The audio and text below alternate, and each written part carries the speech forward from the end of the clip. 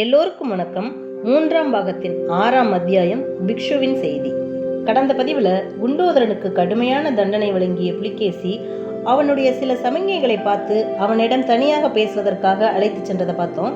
இப்ப 6வது அத்தியாயத்தை வாசிக்கலாம். சக்கரவர்த்தியின் கட்டளையை கேட்டதும் கூடாரத்தில் இருந்த பலர் உடனே வெளியேறினார்கள். ஒற்றர் தலைவனும் இன்னும் சிலரும் வெளியேறுவதற்கு தயங்கிய போது புலிகேசி அவர்களை கோபத்துடன் பார்த்து போங்கள் என்று கர்ஜனை செய்யவே அவர்களும் போய்விட்டார்கள். தனித்து நின்ற குண்டோதரனை பார்த்து புலிகேசி சாந்தமான குரலில், அப்பா, நீ யார்? யாரிடமிருந்து வந்தாய்?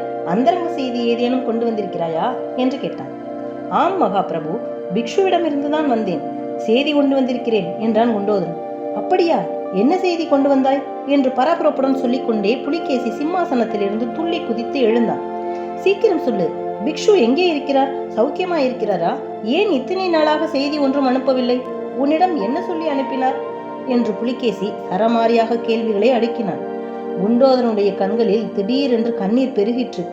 விம்முகின்ற குரலில், சத்யாத்ரயா, என் குருநாதர் காஞ்சியில் பாஷாண்டி பல்லவனுடைய சிறையில் இருக்கிறார் என்றதும் புலிகேசி, ஆஹா, நான் உயிரோடு இருக்கும் போது பிக்ஷு சிறையில் இருப்பதா? என்ன அவமானம்! காவி துணி அணிந்த பிக்ஷுவை சிறையில் இடும் அளவுக்கு மகேந்திர பல்லவன் அவ்வளவு நீசனாகிவிட்டானா என்று சீறினான். பிறகு எல்லாவற்றையும் விவரமாக சொல்லு. பிக்ஷு எப்படி சிறைப்பட்டார்? நீ எப்போது அவரை பார்த்தாய்? என்ன செய்தி சொல்லி அனுப்பினார் என்று கேட்டான். குண்டோதரன் சொன்னான், 7 நாளைக்கு முன்பு சென்ற வெள்ளிக்கிழமை அன்றுதான் அவரை பார்த்தேன். மத துரோகியும் குரு துரோகியும் பாஷாண்டியுமான மகேந்திர பல்லவன் தனது ராஜ்யத்தில் உள்ள புத்த பிக்ஷுக்களை எல்லாம் பிடித்து வைத்திருக்கும் சுரங்க மண்டபத்துக்குள்ளே பிக்ஷுவை பார்த்தேன். மன்னர் மன்னா, முதலில் புத்த பிக்ஷு சொல்லி அனுப்பிய செய்தியை தங்களிடம் சொல்லிவிடுகிறேன். அதுவரையில் இந்த பாழும் உயிருக்கு எதுவும் வந்துவிடக்கூடாதே என்று எவ்வளவோ கவலைப்பட்டுக் கொண்டிருந்தேன்.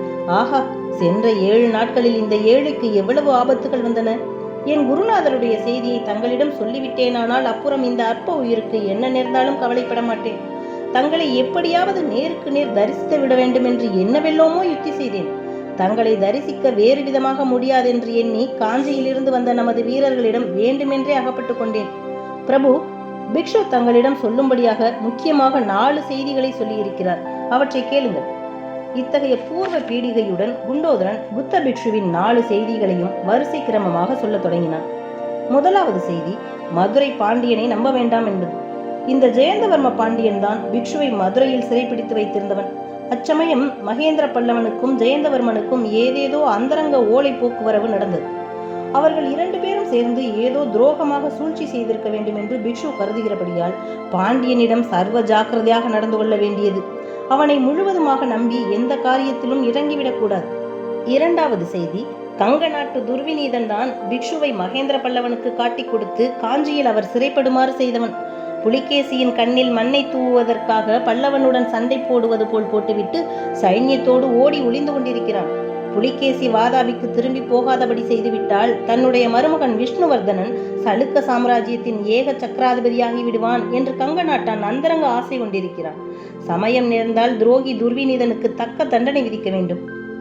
மூன்றாவது முக்கியமான விஷயம் பிக்ஷு தெரிவிக்க சொன்னது என்னவென்றால், மகேந்திர பல்லவன் ஹர்ஷவர்தன சக்கரவர்த்திக்கு ஏதோ இல்லாததும் பொல்லாததும் எழுதி ஓலை அனுப்பியிருப்பதாக தெரிய வருகிறது. அதை பற்றிய உண்மையை தீர விசாரித்து உசிதப்படி செய்ய வேண்டும். மகேந்திர பல்லவன் குறைந்தது இன்னும் 1 வருஷத்துக்கு கோட்டைக்குள்ளே கஷ்டமில்லாமல் இருக்க முடியும். அவ்வளவு உணவுப் பொருள் சேகரித்து வைத்திருக்கிறான். இந்த நிலைமையில் காஞ்சி முற்றுகை மேலும் நீடித்துக் கொண்டிருப்பது உசிதமா அல்லது மீண்டும் ஒரு தடவை கோட்டையை கைப்பற்ற முயல்வது நல்லதா என்று யோசித்து தீர்மானிக்க வேண்டும். 4வது, எல்லாவற்றிலும் முக்கியமாக புத்த பிக்ஷு சொல்லி அனுப்பிய விஷயம் இது. உத்தராபதத்து சக்கரவர்த்தி ஹர்ஷவர்த்தனர் சிற்பங்கள், சித்திரங்கள் முதலிய கலைகளில் அதிக பற்றுள்ளவர். தென் பல்லவ ராஜ்யத்தில் அநேக இடங்களில் சிற்ப சித்திர கலை மண்டபங்கள் இருக்கின்றன. மாமல்லபுரத்தில் மகேந்திர பல்லவன் ஹர்ஷவர்த்தனரை அழைத்து காட்டுவதற்காகவே அற்புத சிற்ப வேலைகளை செய்திருக்கிறான். இந்த சிற்ப வேலைகளுக்கு ஏதாவது சளுக்க வீரர்களால் கெடுதல் நேர்ந்ததாக தெரிந்தால் அதை மகேந்திர பல்லவன் தனக்கு சாதகமாக உபயோகப்படுத்திக் கொள்ளுவான். ஹர்ஷவர்தனருடைய விரோதத்துக்கு சளுக்கர் குலம் ஆளாக வேண்டி நேரிடும். ஆகையால் பல்லவ நாட்டு சிற்பங்களுக்கோ சிற்பிகளுக்கோ சளுக்க வீரர்களால் எவ்வித கெடுதலும் நேராதபடி பார்த்து கொள்ள வேண்டும். மேற்கூறிய 4 செய்திகளையும் தட்டு தடுமாறி சொல்லிவிட்டு, என் குருநாதருக்கு நான் கொடுத்த வாக்கை நிறைவேற்றிவிட்டேன். இனிமேல் என் உயிரை பற்றி கொஞ்சமும் கவலை இல்லை என்று கூறி குண்டோதரன் விம்மி அழத் தொடங்கினான். அடே, நீ என்னத்திற்கு அழுகிறாய் என்று புலிகேசி கேட்டபோது குண்டோதரன், ஐயா, சளுக்கர் சைன்யம் என்றைக்கு காஞ்சிக்கோட்டை மதிலை தாண்டி உள்ளே பிரவேசிக்கிறதோ அன்றைக்கே சிறைப்பட்டிருக்கும் புத்த பிக்ஷுக்கள் எல்லோரையும் கழுவில் ஏற்றி விடுவதாக மகேந்திர பல்லவன் சொல்லியிருக்கிறானாம். இதை தங்களிடம் சொல்ல வேண்டாம் என்று பிக்ஷு சொன்னார். ஆனாலும் தங்களிடம் சொல்லாமல் இருக்க எனது மனம் கேட்கவில்லை.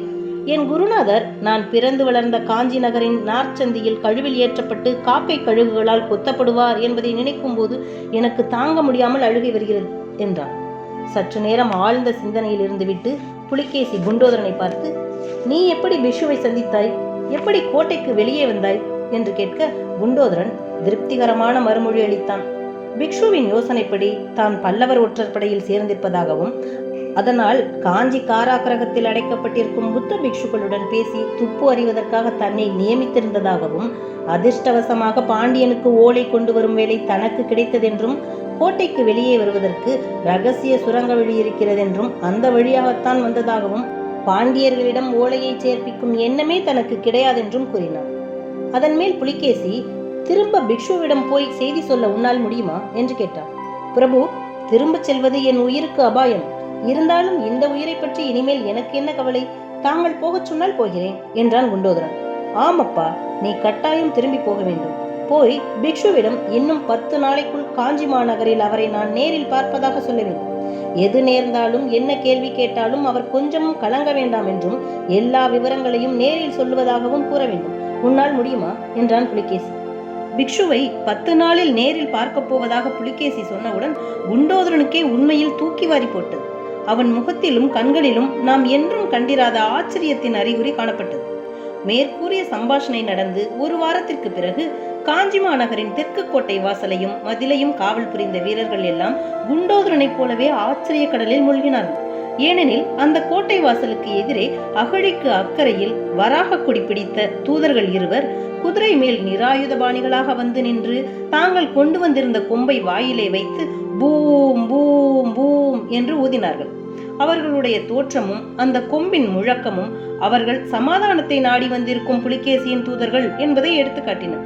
ஆஹா, இதென்ன விந்தை! வாதாபி சக்கரவர்த்தியா சமாதான தூது அனுப்பியிருக்கிறார்? இது கனவா நனவா என்று காஞ்சிக்கோட்டையை காவல் புரிந்த பல்லவ வீரர்கள் அளவில்லா வியப்பை அடைந்தார்கள். நம்ப முடியாத அந்த அதிசய செய்தியானது அதிசீக்கிரத்தில் மந்திராலோசனை மண்டபத்தில் இருந்த மகேந்திர பல்லவரை சென்றடைந்தது.